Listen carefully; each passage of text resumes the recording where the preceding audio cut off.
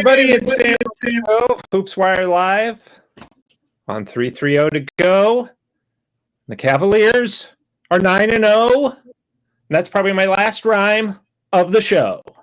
But at any rate, I have brought in Aaron Conrad has been kind enough to join me as my, I was thinking earlier you were my first two-time repeat guest, but that's wrong. So that means you got to come on again so that you can hold the record, because I've had several who have been on twice. Anyway, Aaron, how are you? The Cavs are 9-0, and Aaron, of course, is the host of the Mark Price podcast. Well, how you doing, bud? Man, I'm so good. And Mark Price is on a flight, or I think he would be here, and I probably would not. But that's very true. I mean, no, but let's just be honest. I literally am that guy at the end of the bench. I get that last 7 minutes, before they like Bronny checking in with 7 seconds left in the game. But hey, I'm here, and dude, it's such an honor. Two-time guest. You're 7-time guest. I believe it's 7. I think I lost track. You've been on Mark Price's podcast so many times, but no, man, it's so good to be here. And yeah, 2-time guest. Let's make it 3, and hopefully we'll get 25 on here soon. Yeah, right. In fact, probably the next 25 in a row. Actually, we'll have you on. I actually saw Brad Doherty at the Cavs game the other night before the game. And, he said, "Hey, man, what's going on?" And we're talking a little bit. And he says, I said, "Hey, I was your warm-up act for the Mark Price podcast." He's like, "Yeah, I know." He's because Brad, of course, was on episode 100, right? Yeah. And I was on 99. Yeah. And he had mentioned, "Well, you go on there a lot." And I said, "Well, yeah, I offer good material. That's probably why you've only been on once." But and then he said, "Are they paying you for that? You go on so much?" And I said, "No, we did not." Yeah, and I said, "Well," he was joking. He was goofing around. All right. And I said, "I'm getting paid in friendship." And and he said, well, friendship's not going to keep the electric on." That's right. And so, Aaron, after the show, I'd like to talk to you about my electric bill. It's skyrocketing right now. No, it was really cool to talk about. In all honesty, that those were all jokes. But in seriousness, the fact that I've been able to come on with you and Mark has just been really a cool blessing for me. Because we talk a lot about the Cavaliers. Of course, we have the faith segment. And to me, it's just been, Aaron, I think that you and I have discussed this before when you were on last time. What are the odds that you and I would be hanging out with Mark Price? You thought about that when we were kids. And here we are. I don't know if Mark thinks the same. Like, gosh, I get to hang out with Sam and Aaron. But anyway, and I saw Mark, of course, because they have the Legends Corner at the Cavs game. And Mark and Campy, and I sent you the picture of Mark and Campy and I, and which actually was posted on 3-3-0 to go as well. And I loved the one comment, the best comment under that picture on 3-3-0 to go was from someone who said, "Who's that guy in the middle?" Which of course was me. When did he play? They weren't even being like mean. They were just like, "Who is that person?" Worst of all, I think that was my mom who asked that. No, I'm just kidding. But a jersey in the team shop. I mean, at the end of the day, like seriously, then everybody would have known, and it was like, hey, when did that guy play? But no, I want to say this too. Like for me, I get to log in every Monday morning with Mark Price. Yeah. And so I feel the same way. It's like, hey, I still get to do this with this dude. And like, I never played for the Cavs.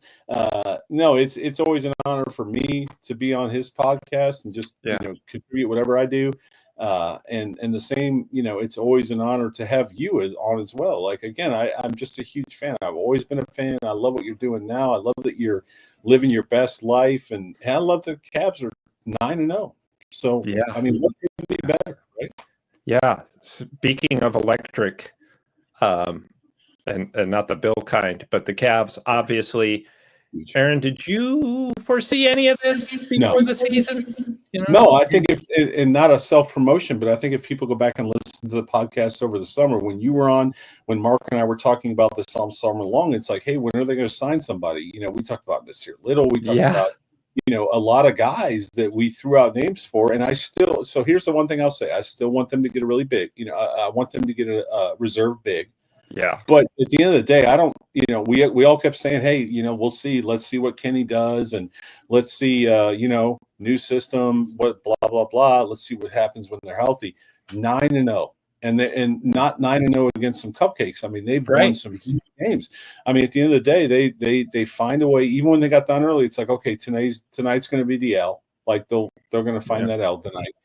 No, they're 9-0. They have found ways to win. Kenny has unlocked a lot of the bench and his rotations.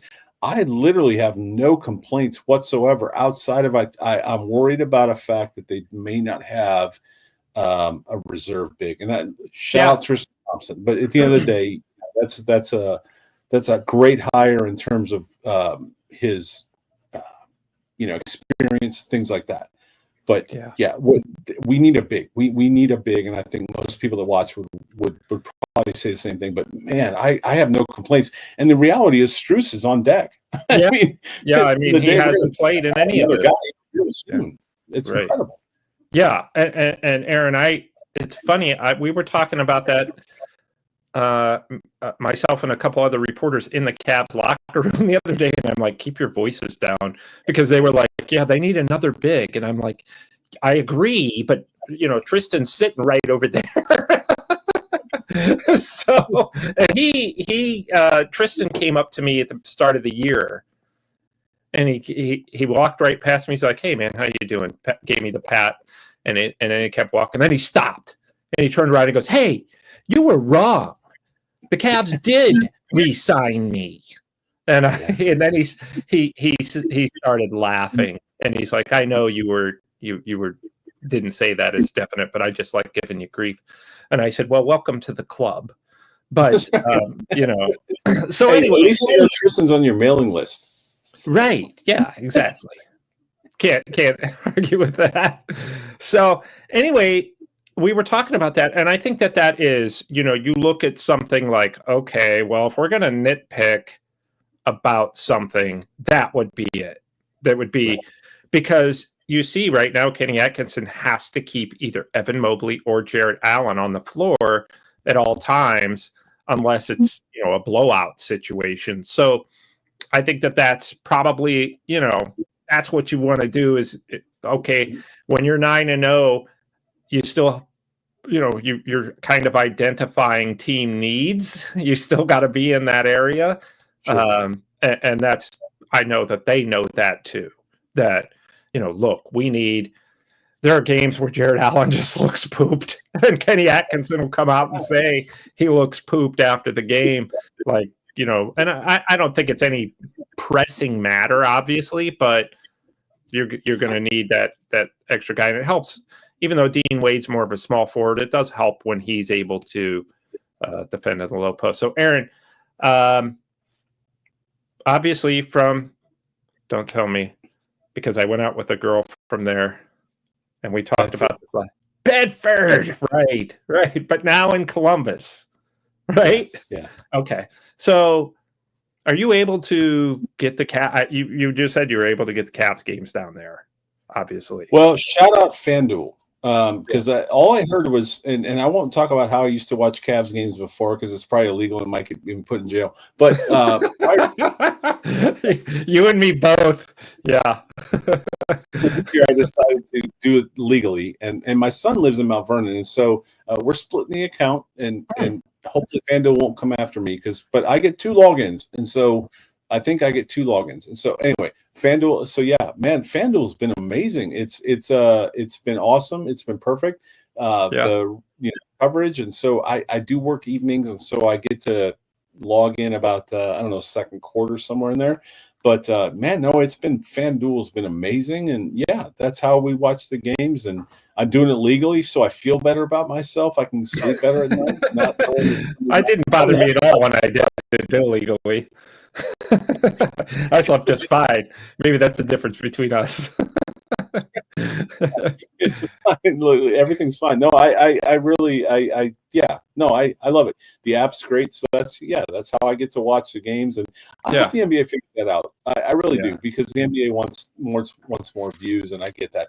But at the end of the day, like, and it shouldn't be two apps. We're a YouTube TV family. We cut the cord. Same here.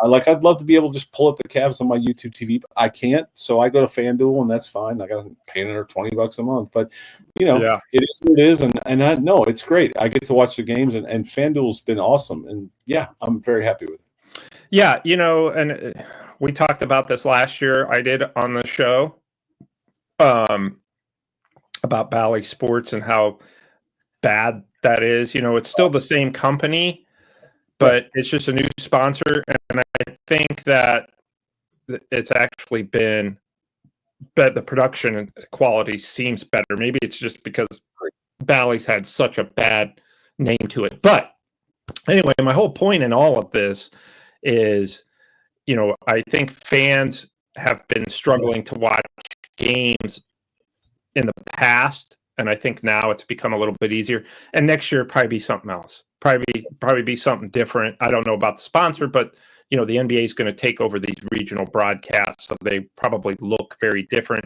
They're already doing that for the Guardians, not the NBA, but Major League Baseball. So, and of course, the whole reason I brought this up, not the whole reason, but one of the reasons, since you mentioned FanDuel TV, is my Full Court Cleveland show. It will be on there now, starting tomorrow night after the Nets game, the Cavs-Nets game. By tomorrow night, I mean Saturday night. Cavs-Nets game, Full Court Cleveland will be on. And we have all kinds of Cavs talk there with Spanish radio voice. Thankfully, he speaks in English, because even though I aced Spanish in high school, that was so many years ago that he said hola, and I'm like, is that French or, So I wasn't really sure. Anyway, so that show's on tomorrow night on FanDuel Sports TV Cleveland. And I'm going to give you a chance to talk at some point in this show, Aaron. But it's probably not going to be yet. Literally the last. I just wanted you there to look at. It's fine. No, but in all honesty, okay, you've watched the team. What has left the biggest impression on you so far in terms of, why they're 9-0? All right. I don't want to say that Mark Price and I were ahead of the curve, and I'm certainly not promoting our podcast, but I'm pretty sure that you, Mark Price, and I have talked multiple times about a guy named, I don't know, Ty Jerome. And I think at the beginning it was kind of a joke. It's like, hey, because the one game I went to with Mark Price, Ty Jerome cooked the Cavs. Yeah. It was the night that Steph, Draymond, all the guys didn't play from Golden State, and Ty was on that team. And Mark and I sat there like, this guy's got, like, he's got game. And even though they lost that night, Ty Jerome dropped like 30. Yeah. And I know we were joking throughout the podcast, and so again, I'm not trying to promote the podcast, but Mark and I have been talking about a guy named Ty Jerome forever.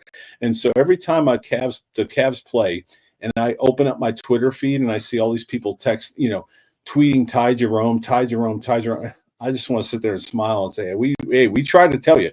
Because here's the thing. I think Ty Jerome has been awesome. He doesn't play a lot of minutes, but his minutes are so effective. And so, I mean, Mobley's clearly taken the next step that we all thought he would take. Garland is playing happy and free. Those are all, and none of us knew any of those things would happen this year. And I think that's the secret sauce is it's a perfect storm right now of all the things that we hoped would happen. But at the end of the day, don't neglect a guy like Ty Jerome. Think about how many times Ty Jerome has come in the game this year. Look, he's not going to jump the highest. He's not going to run the fastest. He's not going to.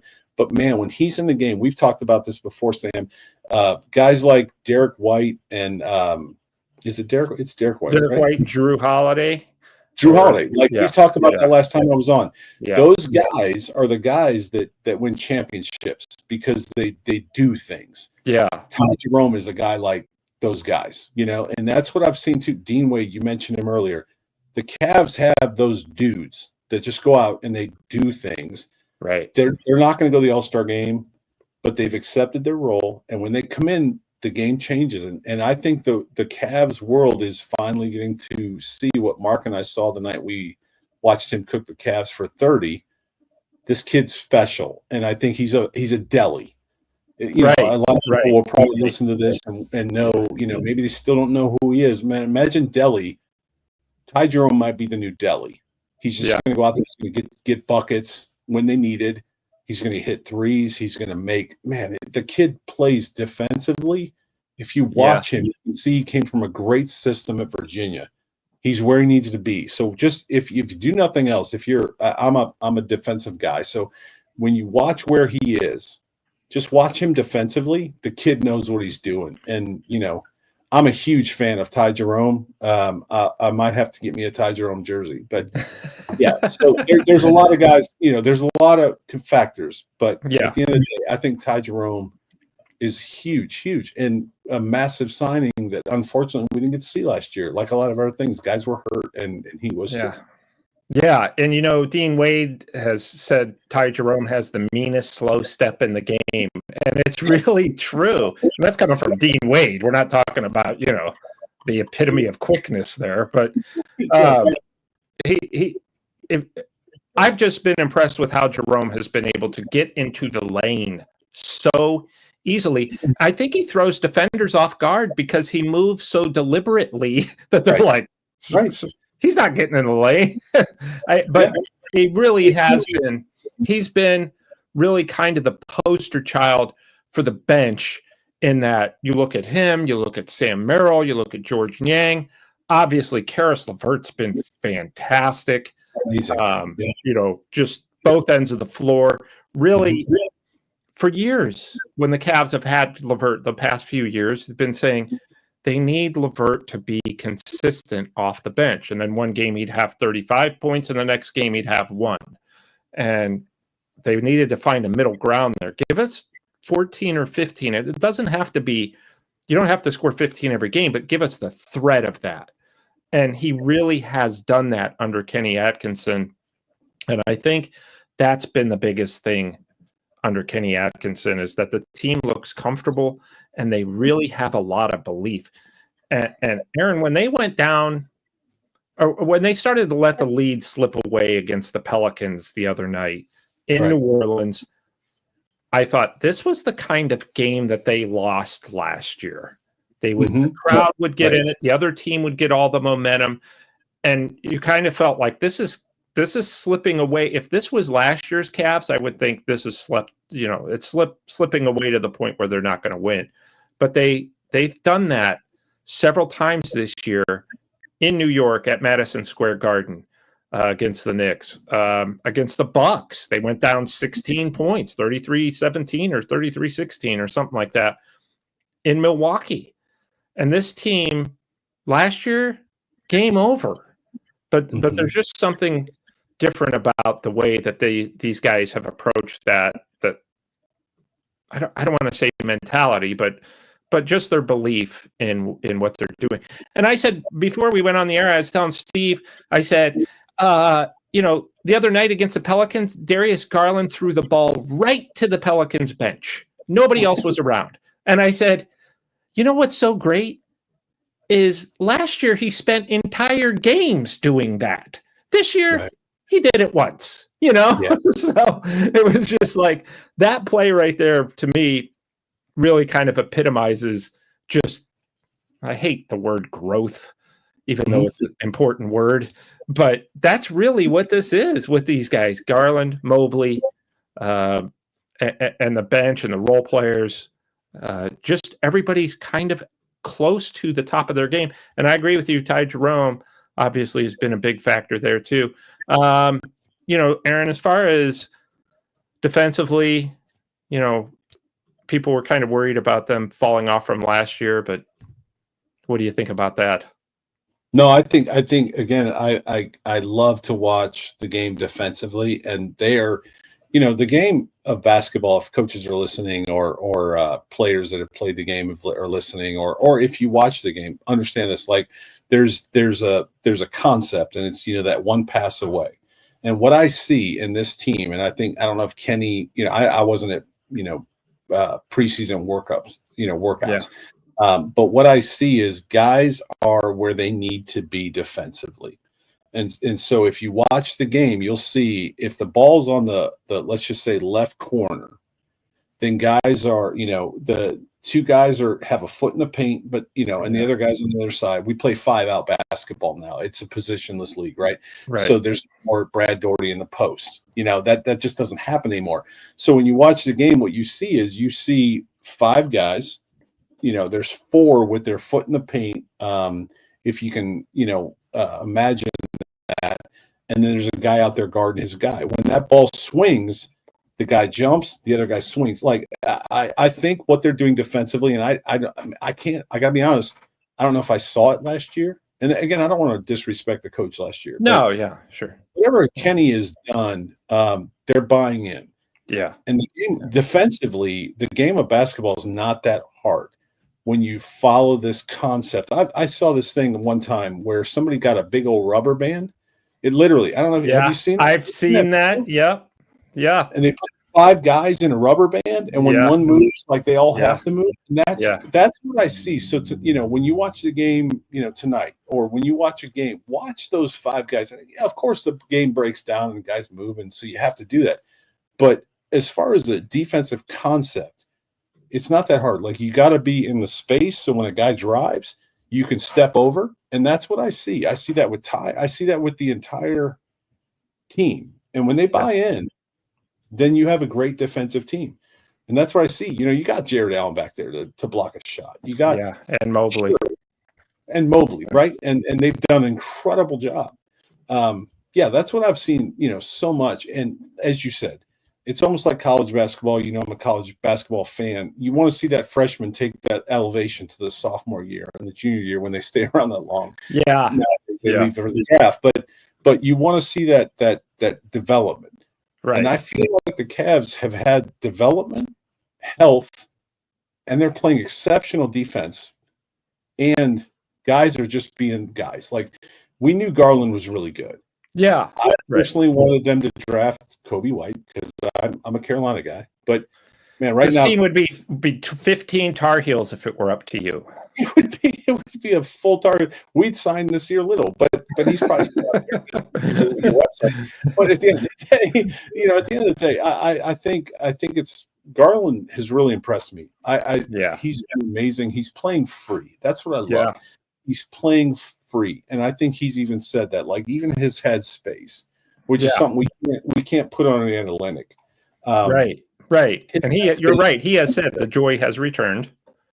Right. Yeah. He's playing good. He's playing healthy. He's playing free. He's having fun in the game. Yeah. And again, I'm trying to find a weakness, a scare, something that's in the blind spot. I can't find one right now. Yeah. Outside of a big, because if one of those 2 bigs goes down, we need another one. No disrespect to Tristan, but we need a guy that could go out there and log 20 minutes a game. Right, 20 minutes, put up some shots beyond, and we all love Tristan Thompson, but beyond 5 feet. I mean, he does what he does, and he's very good at that, which is get a lot of offensive rebounds, battle. I love when Tristan's in the game because I'm like, those other big guys on the opposing team are just going to get so annoyed. That's what he does. He's a I don't know he's a disruptor, but offensively, you can't go to bat with him for very long. Let me say this really quick. Udonis Haslem made a great career with the Miami Heat. Yeah. For probably, 50 years. He started when we were 60. Anyway, go ahead. We were in high school when Udonis Haslem started playing the Heat. But at the end of the day, like that guy never left the bench. But man, his influence on that team, huge. Yeah, he was Pat Riley on the bench, and so I think that's what I want to say to Tristan, man. If Tristan happens to see this, I'm so glad he's back in Cleveland. I'm so glad he's contributing, because it's not about buckets and rebounds, man. At this point, in his career as well, it's really about being that Udonis Haslem. There's huge value. I see that guy meeting guys when they're coming off the floor, Sure. having them up, giving them encouragement. Tristan's got a championship behind him, and that pedigree is huge. He learned it from LeBron, and now he's passing it on to the guys that are on the team. And so I don't want to disrespect Tristan. I just don't know that he can go out and give you 20 Right. And I think that that's something the Cavs realize as well.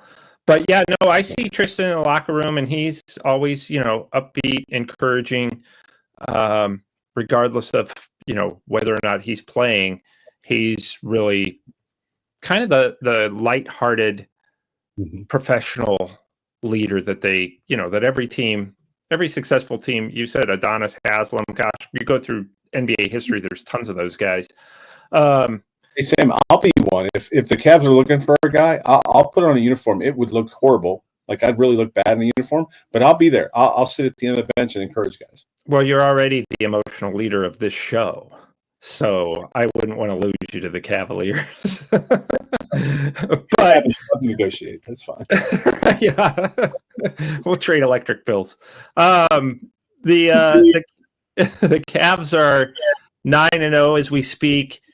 Golden State Warriors 7-1, very different Warriors team that we're used to seeing. I think a lot of people were surprised that they're 7-1, given, obviously they still have Steph, they still have Draymond Green, still have Steve Kerr coaching the team. But that aside, the Warriors aside, where did you have the Cavs finishing in the Eastern Conference a month ago before the season?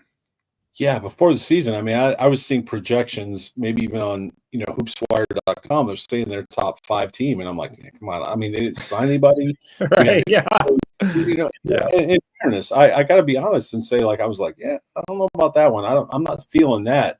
But here they are. And now I would completely, I think probably the betting markets, I'm not a betting guy, but, speaking of FanDuel, the betting markets are probably shifting because, I mean, seeing the product now, I don't see a weak spot. But no, before the season started, I didn't have that. The other thing I'll say really quick on the Warriors, Buddy Hield. Hey, I love that for them. They honestly traded Klay Thompson for a younger version. Yeah. And here's the thing. Every team's got to find every player has to find the right fit. Yeah. Yeah. Buddy Hield's found the right fit. And that's so good for, great for Golden State and great for the kid. I mean, he was amazing at Oklahoma. And yes, so he was. Just to say that quickly, Buddy Hield's found a home, and you want that for players when they come in the league. You want them to find the right fit.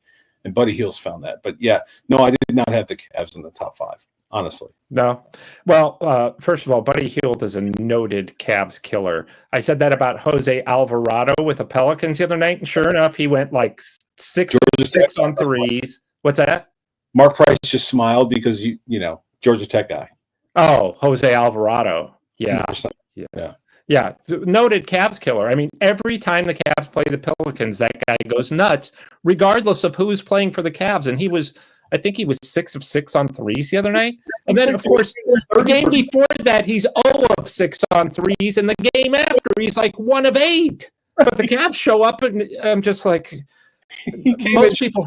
30%. He was 6 of 6, and they were pure. I mean, they were not even. Yeah, it was the net didn't even move. I'm like, what on earth? Here we go again with this guy.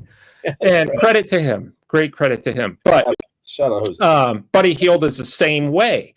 He's had now. Let me preface that by saying he's been off to an amazing start with the Warriors.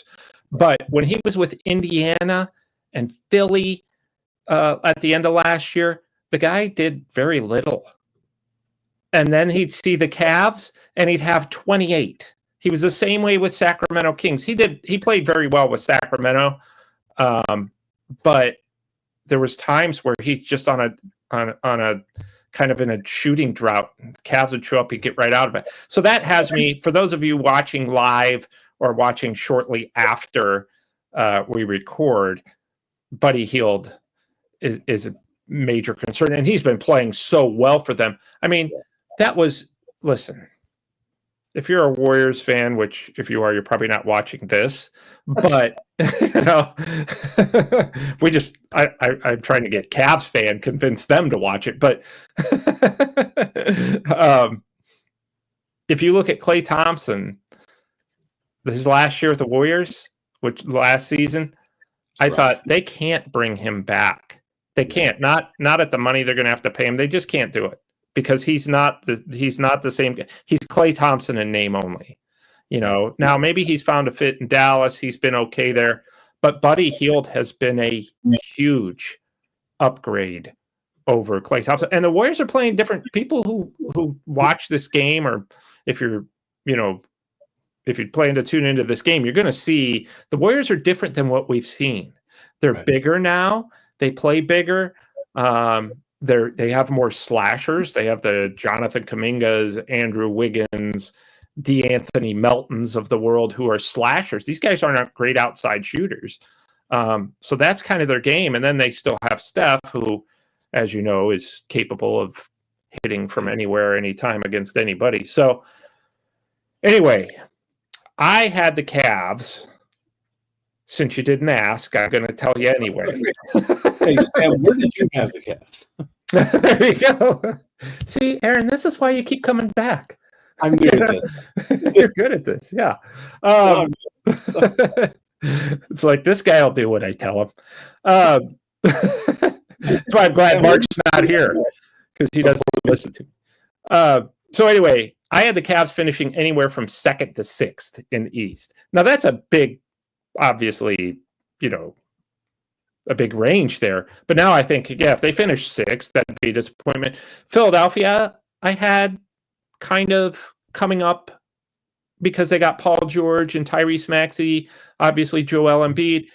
I thought, boy, it's really going to be a battle between the Celtics and Sixers on paper.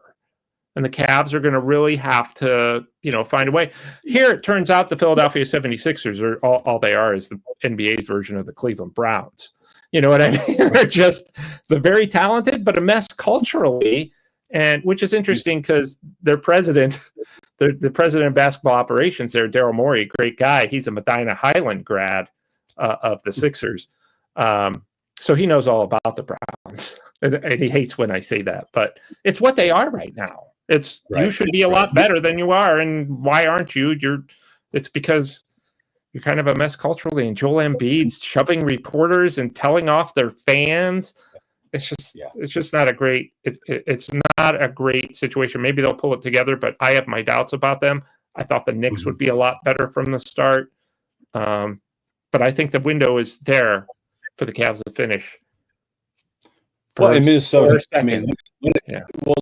I'm sorry, not Minnesota, Milwaukee. Look at Milwaukee. What's going on in Milwaukee? And the Cavs picked up 2 W's against them, and Dame was great and won. And, at the end of the day, too, when I look at it, I say, okay, well, they could not stop Giannis. I mean, Giannis is just the Greek freak. He is a freak. You can't really do much with him. He can bring it down. There's so much that he can do. And yet the Cavs got away with 2 wins. What's going on in Milwaukee? Orlando, Banchero, that injury is big because that Orlando team is really good, and they gave the Cavs all they could handle without Banchero, without a couple other guys. I think in that game there were a few guys that were out. Banchero is a special player, as much as I hate to say that, because he really is. But he's really special, and that Orlando team is going to be very, very good. And so, but at the meantime, the Cavs are stacking up wins, and they're stacking up a potential number 1, number 2 seed. And knock on wood, we all know. I mean, it's a very long race, but right now they're out in front. And in the meantime, the competition is struggling to kind of find their pace. But you know what? Let's be fair. The Cavs last year were struggling to find their pace because they had injuries. And so the Orlandos and the Milwaukees and the Phillies, they were the Knicks. Those guys were moving ahead of them because they were healthy. And so health is so important between that and what do they call it? Not time management. What's the word I'm looking for? Minutes restrict. Minute management, or I know what you're talking about. Like you want to and listen to this. Since you brought it up, now I'm going to interrupt. through the first 7 games, they had nobody on the team when they were 7-0. Nobody on the team had averaged 30 minutes. They were the first team since the 1978 Seattle Supersonics. They've been gone so long, I can't even say their name anymore, right? But anyway, the 1978 Seattle Supersonics were the last team to start 7-0 and have nobody average 30 minutes a game. So they're, obviously 9-0, the best start in franchise history. Kenny Atkinson, the first coach in NBA history to win his first 9 games with the new team. Mm-hmm. So they're setting all kinds of marks here. And yeah, it's very early. There's still 73 games to go. Right. We'll be doing this through winter and then again in spring, and we'll still be doing this. We won't even have hit the playoffs yet. That's how long this lasts. So a lot can happen. But, I once had a NBA general manager, and I can't remember who it was, or I would call him, I'd say his name, but I just remember him saying the next best thing to winning a championship for the fans, and they don't realize this because you always get ahead of yourself, but the next best thing to winning a championship is a regular season full of fun. And because the regular season is the longest, portion of the whole NBA season. So, you look at what the Guardians did. That was so much fun. People will remember that team, I imagine, forever. So, and people remember the Mark Price era for just these fantastic regular seasons, and they had nice playoff runs too, but just these fantastic regular seasons. So I think that these Cavs are really kind of, hey, look what we've become without LeBron James on the team. Right. And I think that this start, and I said this before the season, Aaron, every game matters in the NBA this year. 100%. Because these races are supposed to be so tight. Right. So every game, the difference between second seed and third seed could be 1 game. It could be 2 between second and fourth. I mean, we saw that last year. So all of these games, and like you said, getting out in front of it really, really counts for a lot. There's something else I was going to tell you. Oh, the Milwaukee Bucks also have Cleveland Browns connections. As soon as Jimmy Haslam bought into them last year, they've gone to pot. That's right. And I gotta give a shout out really quick because I know a lot of people gave him shade, and as I'm not here. Jimmy Haslam. Yes, and I'm a Raiders fan. I'm a Raiders fan, so I don't know. Whatever. I'm not a Browns fan. I'm a Ravens fan. Raiders. Oh, okay. That's a little better. Yeah, no. I was a Bo Jackson fan.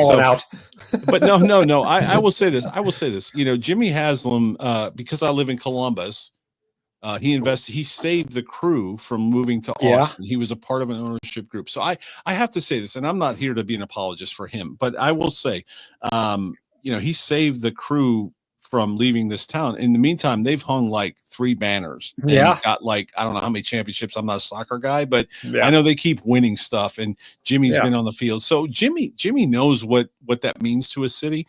I'm not an apologist. That's a whole nother conversation for another day. But, at the end of the day, that guy knows. And, for him to sit for the team, apparently he's connected to the Bucks and watch the Cavs beat him not once but twice. And here, let me say one more thing. I had this thought the other day. The Cavs have been to and won the NBA Finals.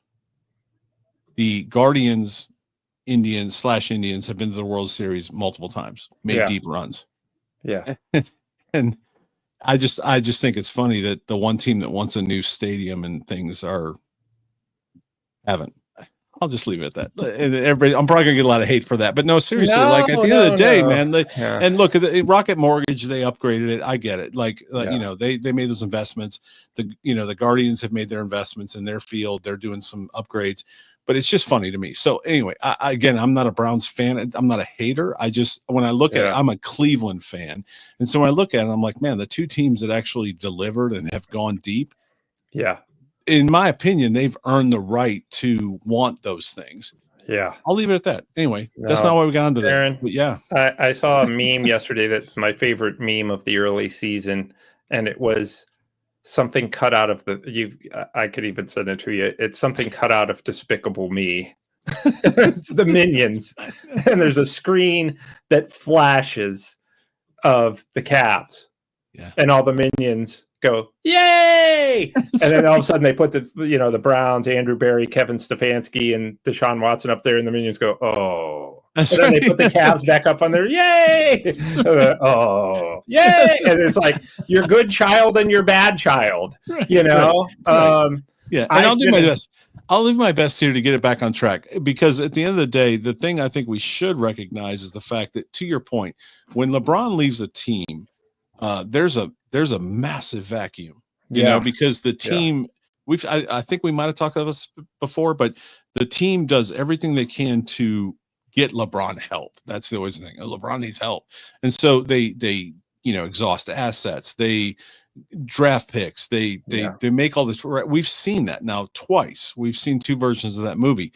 Man, shout out to the Cavs. Yeah. Because he left, and this time around, they have done an incredible job. Look, we're talking about them being the number one seed in the NBA right now in the NBA. In the NBA right now, but in the Eastern Conference. Yeah.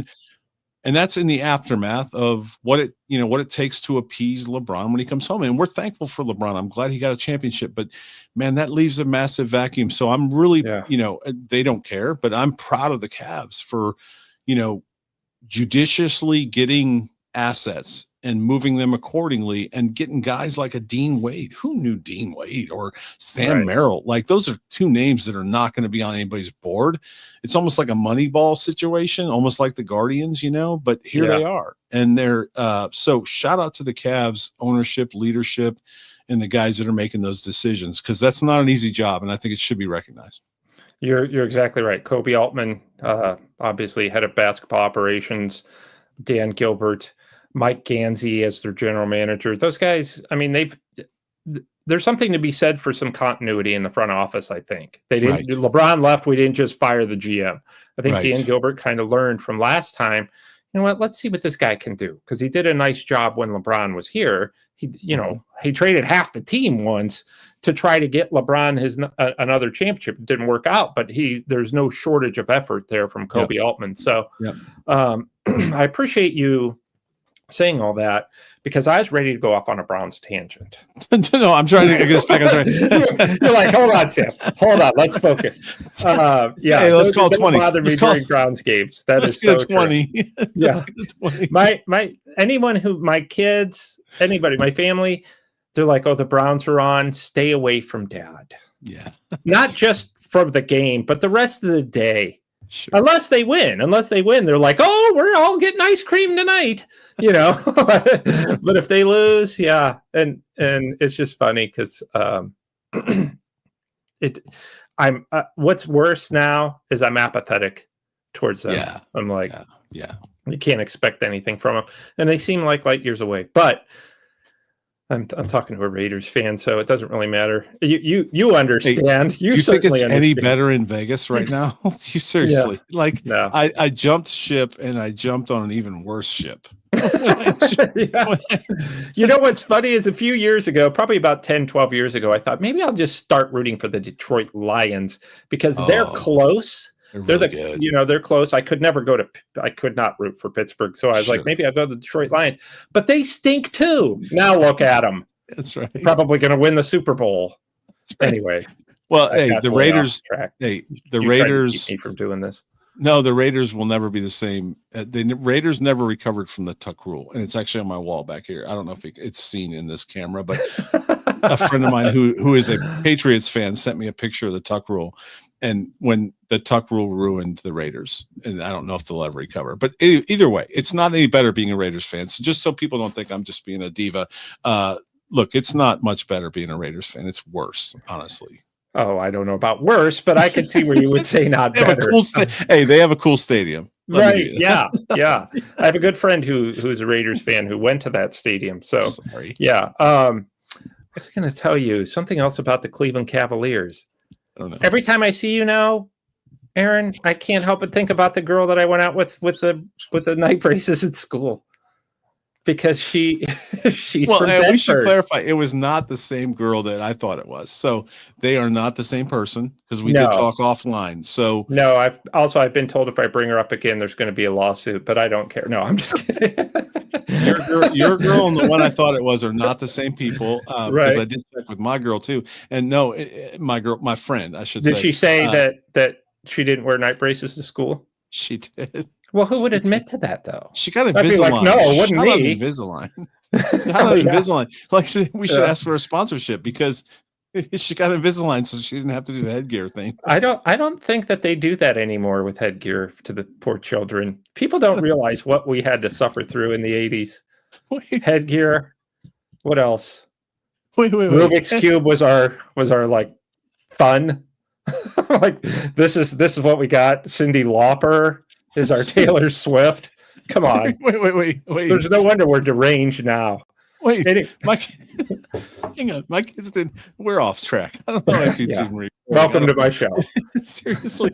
So you know what they did? You know what they did not have? My kids did not grow up with headgear, but they grew up with a palate expander. Oh yeah, you know what that is? Yeah, I've heard of them.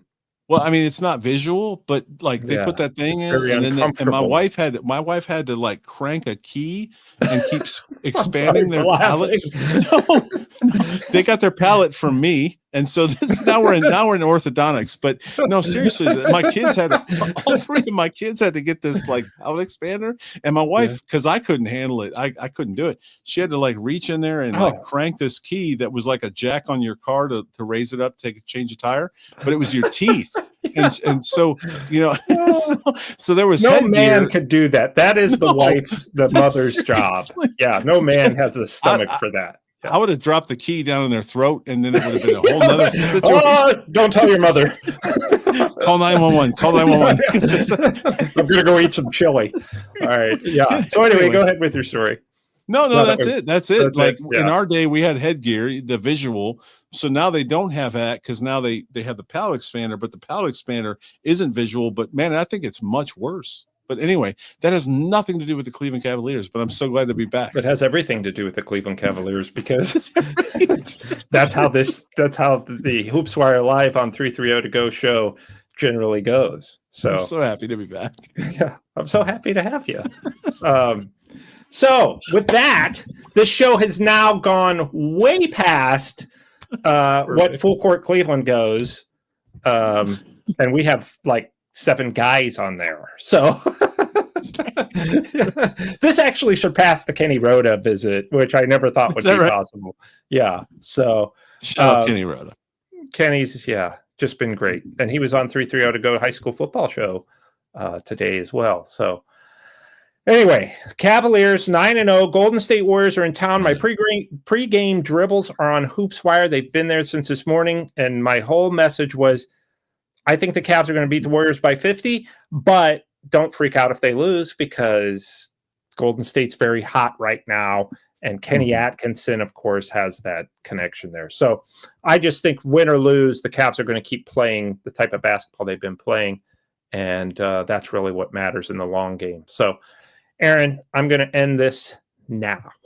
I want to thank you. Well, I will tell you, I think the greatest point guard to ever play for the Cavaliers is going to be in town because apparently he's on a plane. I remember when Dan Gilbert was trying to get LeBron and people were tracking the plane.